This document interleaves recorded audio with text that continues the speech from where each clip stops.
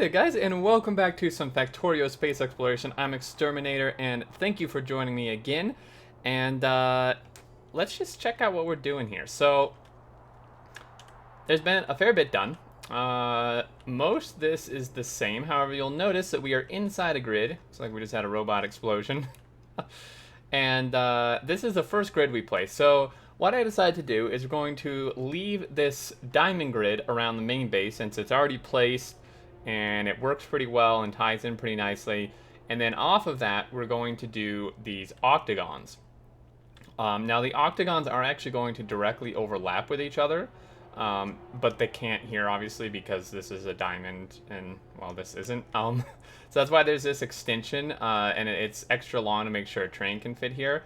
But actually connecting these, you can see what would happen here. So Hopewell has done some of this. Hopewell is actually the one who created this octagon design originally, so shout out to him. Get wrecked. Okay, so this is kind of how it would look then. Is these are going to directly overlap, and then they just create junctions here. And you can see this one would come down. This is obviously in the way, but this would be how they overlap. So they would then tile up, down, left, and right. So then we'd be left with kind of mini diamonds in the middle between them, which is pretty interesting. But in this first block, we're working on an interesting steel build that I've come up with. And the build itself, I came up with some of these rails other guys built because I had to end my stream before I finished the rails. But basically, what we have going on here is, let's see, so they changed it. Okay, so we have, this is right-hand drive. So these come off here.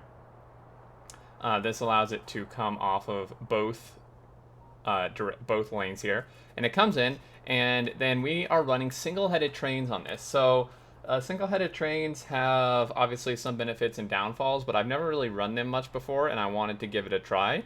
One of the benefits is that they it's actually more UPS efficient because you're not having the extra locomotives on the other end. It's just less train entities and stuff. So we're using 310 length here. And my goal for this was to do as much direct insertion and such as possible from trains to the actual production. And then also, my other goal for this particular build was to be able to have a train pull up directly behind the next train, like this. Rather than having a normal stacker, I want them to pull up directly behind it because this will allow them to just pull in right away. Since there isn't actually a buffer, since we're doing direct insertion, it's pretty important that this does this. This one may not actually fit. It may be kind of on the curve, which is okay as long as it's not sticking out past this signal. So these are all just going to go like this. This is... I don't really know why we would need an entrance here. Oh wait, this is actually off the main line? Okay, this is interesting, not quite what I had in mind. Okay, yeah, this is actually, I'm done. This is actually part of the octagon.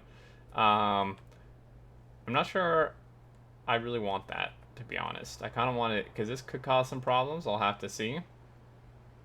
Yeah, this could cause some issues. But let's look at the smelter design. So this is what I would like to call efficiently inefficient.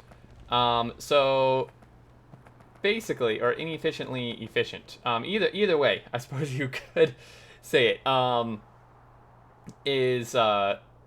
would say inefficiently efficient would be a better way to put it. So it's very efficient in UPS in the fact that it does not use robots or belts, which saves a ton of performance, and that it's not actually having trains move around a ton because what we're doing here is we're actually bringing in ore, and then the train's kind of acting as a chest itself, and what happens is we're smelting the ore into iron plate, which is inserted back into the wagons here and picked back up out this other side into these smelters, which is then turned into steel and then put back into the same train. So basically we're eliminating any other trains in the equation that would, like, you know, where we normally, man, So many bot explosions. That's what that is. Normally we'd have like an ore train come in, fill, dump the stuff, a separate train pick up the finished plate, and then bring that to steel, and then have another train. Or maybe if we did steel all in one build, we just have a train come in with ore and then one leave with steel, but that's still 2 trains. So how this works is you'll notice, do we actually have a built one here? I did, but after they moved it, I think it got taken away. Okay, so train pulls in. This is full of ore. These filter inserters take the ore, stick it in here, they smelt, and then they output the plate into the wagon. These filter inserters pick up the plate, put it in the furnaces, and then these stick the completed steel back into the wagon. And once all that is completed and it's gone through all the ore for this train, the train will leave.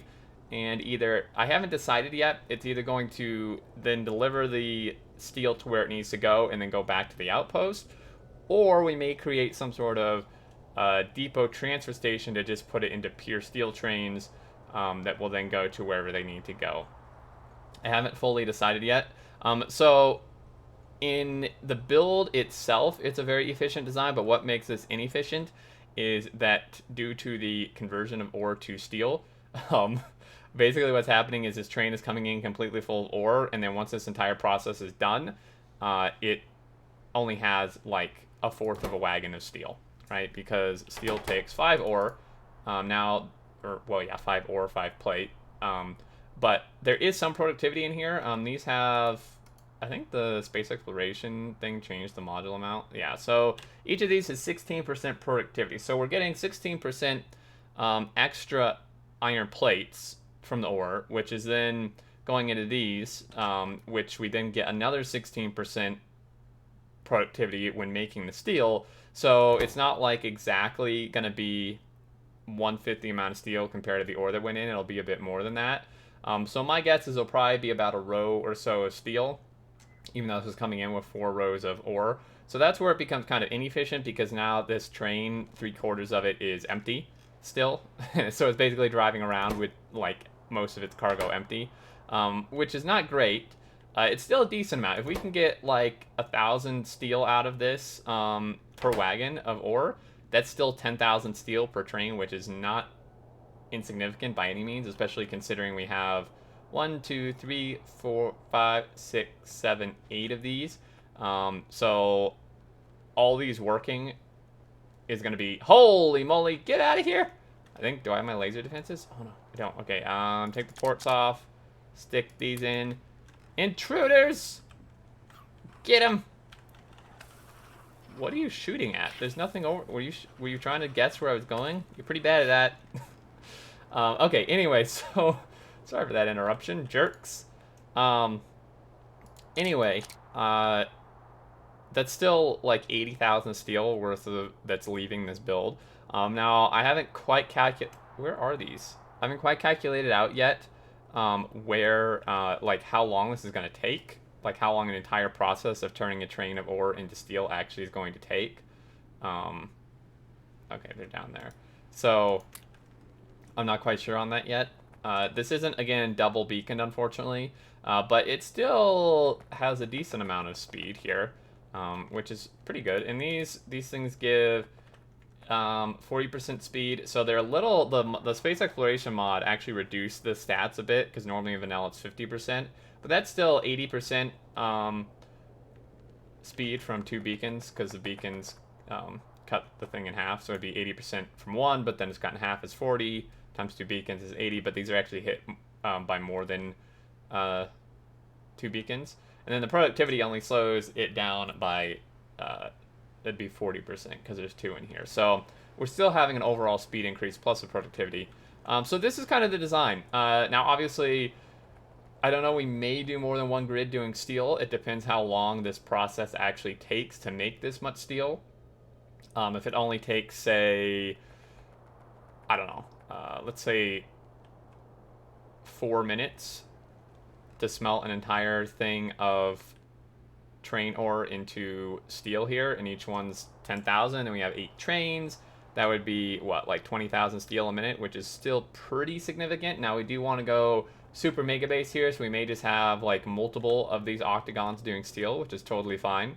But this is kind of what the plan is. So then, you know, each octagon is going to have production in it for the most part. We have may have multiple of the same. And if we do, we would likely want them next to each other. So if we do decide we want another steel one, it would probably be advantageous to have it be like here or up top or to the right or something. Just so, you know, they're kind of all conveniently located. And so that's what's going on there. In terms of space, go ahead and go up here. Things are cranking along okay. We actually knocked out like another robot research and stuff. And we actually have a fairly decent amount of these orange packs now. There's 82 in here, plus probably close to 100 on the belt, plus whatever's in these.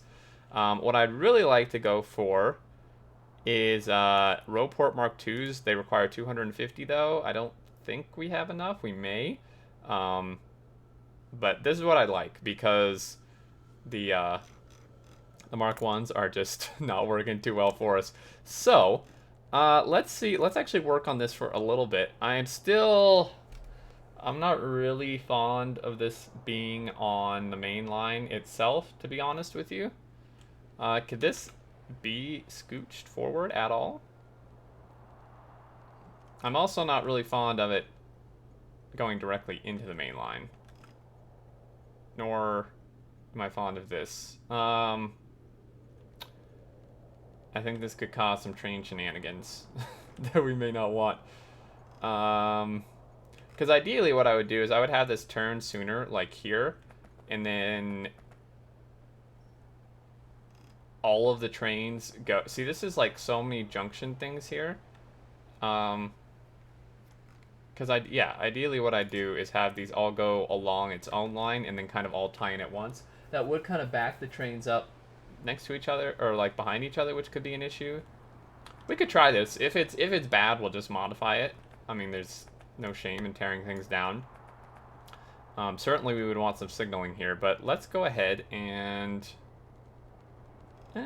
let's work on this stuff. So let's draw these rails out. I don't have my ports on purpose because I don't necessarily want those smelters built quite yet. So this is where we run into problems, because this is going to end up tying in literally directly in the middle of this junction, which is very far from ideal. And this all needs signaling, of course.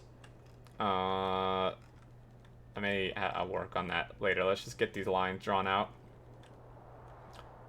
Yeah, so this could be a problem, especially like right here. I'm not sure how that's gonna work. This could be an issue. We'll have to experiment. I really would have liked it to all be internal within the grid. Having all these tie-ins on the grid itself, I think, is not going to end well. I'm almost out of rail. Luckily, we have a train down here with some rail in it and other goodies. Okie doke. So, yeah, so this is going to be interesting. I've never done like direct insertion like this from trains, so I'm kind of curious to see how it works. Okay. Yeah, this is interesting, to say the least. Then there's one more. I don't know what that is. Let's get rid of him. Boom, boom, boom. This comes over here. Now, unfortunately, obviously, the problem here is that this is all on one line. And I think we experienced an issue like this with the, in the Expander Rocket Payloads playthrough I did with Video Game Geek, because with some of our builds, it was forcing everything onto like one side of the track, which caused issues. And we don't want that to happen. We could make passovers, kind of, like we had back here. The problem with that is there's no guarantee, really, that the train's actually going to be smart enough to use it, so they may all still back up on one line anyway. The alternative is to literally just make these be able to go to each thing. The problem with that... Wait, really? How come... Wait, does that really not work? I'm confused. How does this not work? Does it need to go like this? Okay. This is just like so many crossings. I don't I don't think this is gonna work very well. But this would be the other alternative, because we do want this to be able to be accessible by both of these lines. See, this is where it's going to be an issue. Those may just have to be... I mean, we have room to make this a line inside of this whole thing. Which I'd be tempted to do. This one already may not fit, though.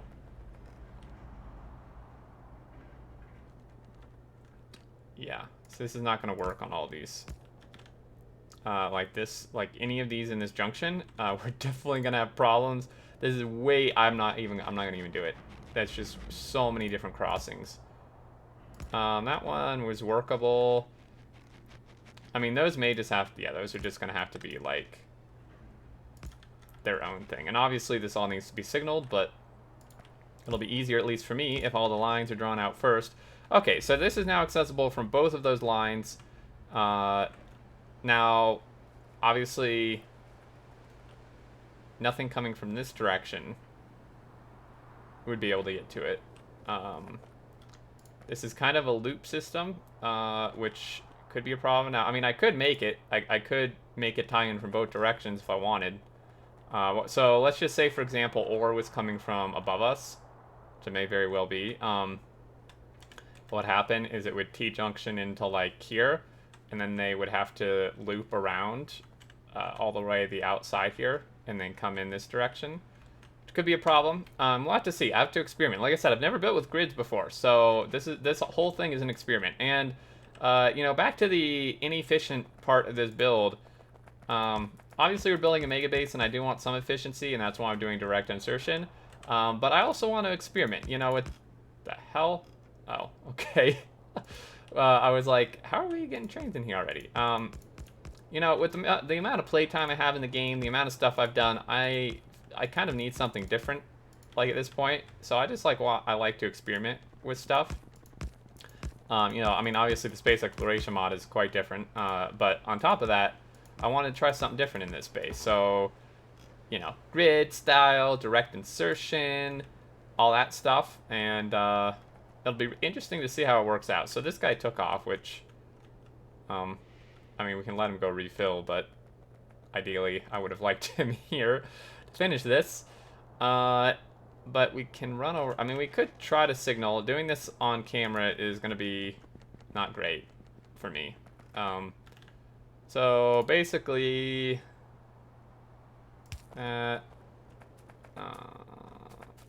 before any of these crosses, we're going to want a chain signal.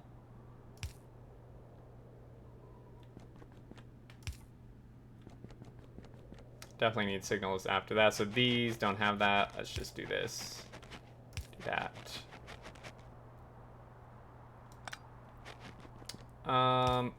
Yeah, so... Oh, hello! Oh, uh-oh. Run! Run away! Stop it! Dude, that's my track. And where are my bots? Do I not have repair packs on me? I do. Oh, right, I have my ports turned off. Duh. Alright, we need, where are they coming from? Over here. Oh yeah, our holy moly. Our pollution is off the charts, off the map. Yeah, so then, I mean, the thing is, like, we wouldn't... I don't think I would have more trains than I have smelters, necessarily. I mean, ideally, I would actually want to, so that there's always extra, but... There should be, like, open spaces. Basically, what I don't want is a train pulling up to the signal, and it's red, and then is blocking this entire lane. Is what I don't want to happen. This, I don't think these actually need to be chain signals inside there. As long as beforehand is chain signals.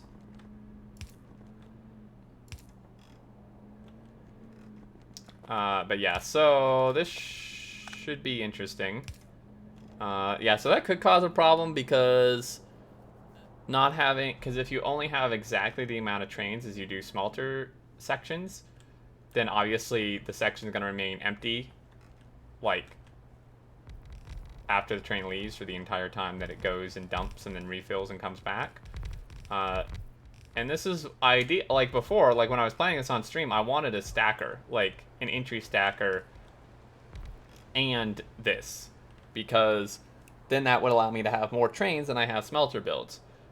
So it's entirely possible we'll just tear this entire thing up here and try to fit in a stacker with it like this, because that is really what we need to happen.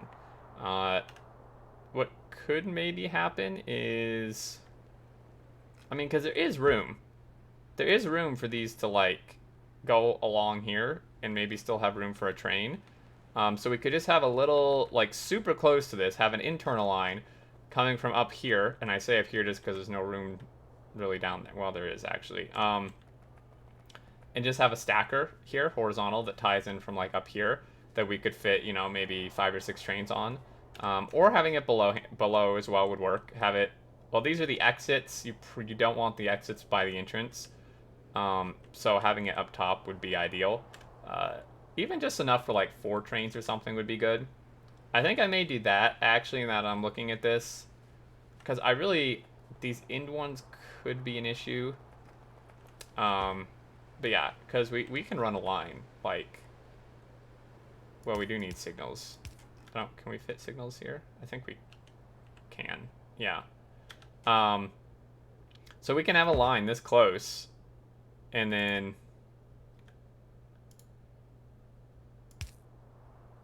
Okay, that's not what I want, game. And then this could tie in. I think that would leave room. I think that's what I'll probably do. And then we can stick a stacker here that would probably either tie in up here, or if it doesn't give us enough length to fit a train, it'll tie in on the side here. I think that's the best option. I don't think we need an exit stacker just because it's going to be low throughput enough that I don't think we're going to be having like a ton of trains trying to leave here frequently. So output stacker, probably not necessary. Input stacker, I think, is still very necessary. But we'll see. So that's kind of where we're standing, guys. I'm going to be streaming tomorrow, Saturday, and I'll be working on this and probably get it all fleshed out. If you want to see the actual, like, coming up with this build and stuff, you can watch the stream I uploaded to the channel yesterday, or it's on my Twitch in the past broadcast section. But I believe that's going to do it. Kind of just catching you up, seeing what's going on, doing a little work here, contemplating. But continuing to make progress, and hopefully we can get those Mark II reports soon. That would expedite this massively. Anyway, thank you so much for watching, guys. I really appreciate it.